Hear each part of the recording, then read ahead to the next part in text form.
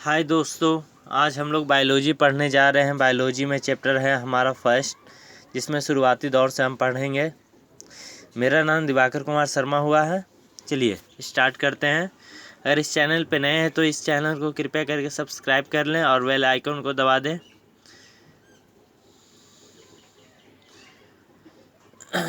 Biology शब्द का प्रयोग सर्वप्रथम 1802 में लेमार्क और ट्रेविनर्स नामक वैज्ञानिक ने किया। बायोलॉजी शब्द का उद्भव जो हुआ है लैटिन भाषा और ग्रीक भाषा से दो शब्दों से मिलकर बना है, जिसमें से भाषा में दो शब्दों का पहला उपयोग किया गया है बायो तथा दूसरा से लोगोस से हुआ है। यानी कि दो शब्द से मिलकर बना है बायो प्लस लोगोस, जिस दोनों मिलकर क्या बन गया है बायोलॉजी। बायो है लैटिन भाषा है और लोगोस ग्रीक भाषा है, जो इसमें लिखा नहीं गया है, आप देख सकते हैं। हिप्पोक्रेटस का जन्म 460 ईसा पूर्व में हुआ है। उन्होंने सर्वप्रथम मानव रोगों पर लेख लिखे। इन्होंने सर्वप्रथम क्या मानव रोगों पर लेख लिखे। इन्हें चिकित्सा शास्त्र का जनक कहा जाता है। हिप्पोक्रेटस को क्या चिकित्सा शास्त्र का जनक कहा जाता है। जीव विज्ञान की दो प्रमुख शाखाएं हैं, वनस्पति विज्ञान एवं जंतु विज्ञान। जीव विज्ञान के क्या दो प्रमुख शाखाएं होती हैं, जिसमें से पहला है वनस्पति विज्ञान और दूसरा है जंतु विज्ञान। अब आते हैं नेक्स्ट क्वेश्चन पे। वनस्पति विज्ञान शब्द की उत्पत्ति ग्रीक भाषा बास्केन शब्द से हुई है, जिसका अर्थ है रचना। ये हो गया। अब नेक्स्ट देखते हैं, पहले ये भी रिपीट कर देते हैं। वनस्पति विज्ञान शब्द की उत्पत्ति किस भाषा से हुई है, तो ग्रीक भाषा से हुई है, जिसका अर्थ क्या होता है रचना। थियोफ्रेटस, जिनका जन्म 370 ईसा पूर्व में हुआ है, उन्होंने अपनी पुस्तक हिस्टोरिया प्लांटोरम में 500 प्रकार के पौधे का वर्णन किया है। इन्हें वनस्पति विज्ञान का जनक भी कहा जाता है। थियोफ्रेटस को क्या कहा जाता है, वनस्पति विज्ञान का जनक किसे कहा जाता है, तो थियोफ्रेटस को क्या कहा जाता है, वनस्पति विज्ञान का जनक कहा जाता है। नेक्स्ट क्वेश्चन पे आते हैं। नेक्स्ट क्वेश्चन की तरफ आते हैं।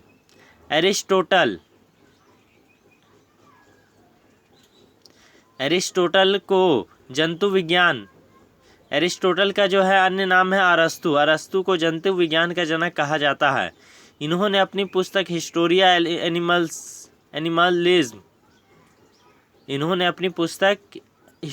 एनिमलिज्म नामक पुस्तक में 500 जंतु की रचना, स्वभाव, वर्गीकरण, जनन इत्यादि का वर्णन किया है। इन्होंने अपनी पुस्तक में क्या 500 प्रकार की जंतु की रचना, स्वभाव, वर्गीकरण, जनन इत्यादि का वर्णन किया है। अब नेक्स्ट क्वेश्चन की तरफ आते हैं। सन 1809 में फ्रांसीसी जीव वैज्ञानिक जीन बैप्टिस्ट लेमार्क ने जीव विकास से संबंधित मत का प्रतिपादन किया, जिसका उल्लेख उनकी पुस्तक फिलोसफी जूलॉजिक में किया गया है। साधारण सी भाषा में समझते हैं कि हमारा सन जो 1809 ईस्वी में जो फ्रांसीसी जीव वैज्ञानिक थे, जिनका नाम क्या था, बैप्टिस्ट लेमार्क, ने जीव विकास से संबंधित मत का प्रतिपादन किया। बस इतना ही समझेंगे कि इन्होंने क्या किया, जीव विकास से संबंधित मत का प्रतिपादन किया है। नेक्स्ट है चार्ल्स डार्विन विकास की प्रक्रिया की प्राकृतिक चुनाव सिद्धांत प्रतिपादन किया है। चार्ल्स डार्विन ने ही क्या प्राकृतिक चुनाव सिद्धांत प्रतिपादन किया है, प्राकृतिक सिद्धांत का प्रतिपादन किया है। सन 1859 में उन्होंने ओरिजिन ऑफ स्पीसीज नामक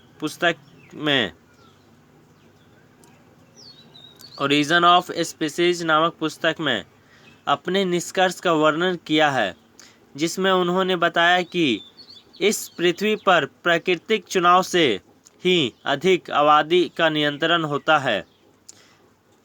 नेक्स्ट क्वेश्चन की तरफ आते हैं। जंतु जगत, अब क्या आते हैं जंतु जगत। स्टोरेर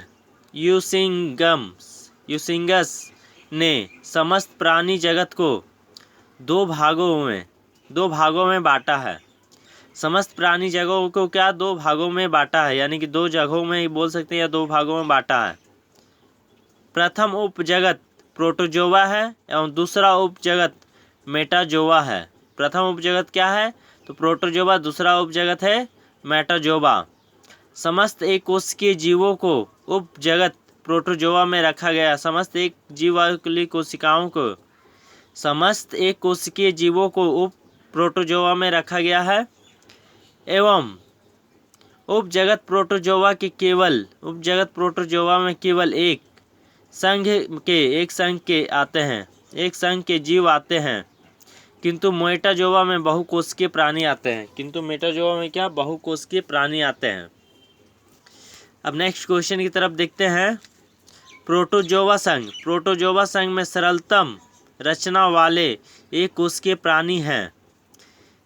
इनके शरीर का बाह्य आवरण अधिकतर पेलिकल होता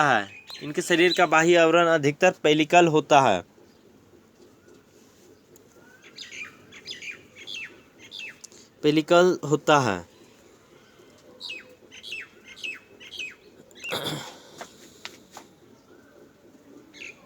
नेक्स्ट है, इनमें प्रजनन प्रक्रिया लैंगिक एवं अलैंगिक दोनों प्रकार की होती है।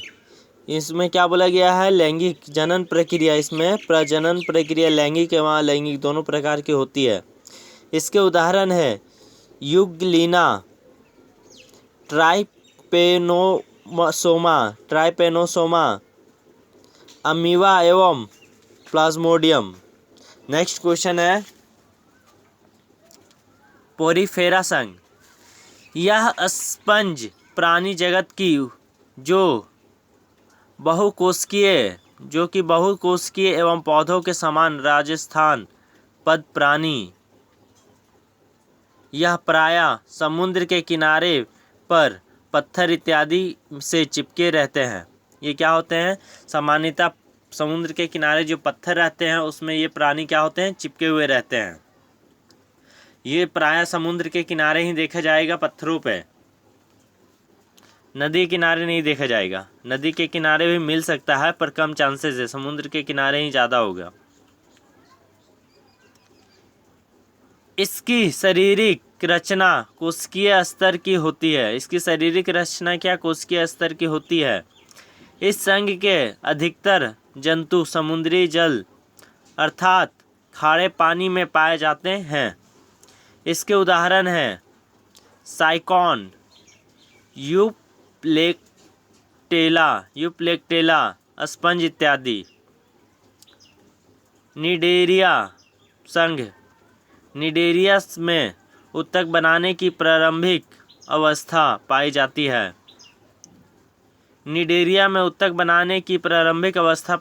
है। इनके शरीर का बाहरी अस्तर एवं बाह्य त्वचा एक्डर्म कहलाती है। क्या बोला गया है, निडेरिया संघ में क्या होता है, निडेरिया संघ में उत्तक बनाने की प्रारंभिक अवस्था पाई जाती है। इनके शरीर का बाह्य अस्तर एवं बाह्य त्वचा एक्डर्म कहलाती है। नेक्स्ट, इसके अंतर्गत क्या आता है, हाइड्रा आता है,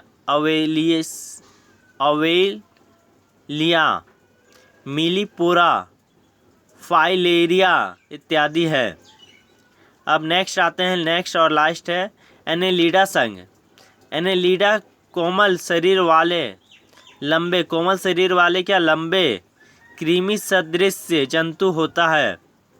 यह जंतु एक लिंगी एवं उभयलिंगी दोनों प्रकार के होते हैं। केंचुआ एनेलिडा संघ का जंतु है जिसमें 4 जोड़ी हृदय पाए जाते हैं। देखिए, बहुत ही महत्वपूर्ण क्वेश्चन है। एनेलिडा कोमल शरीर वाले लंबे कृमि सदृश जंतु होता है। यह जंतु एक लिंगी एवं उभयलिंगी दोनों प्रकार के होते हैं।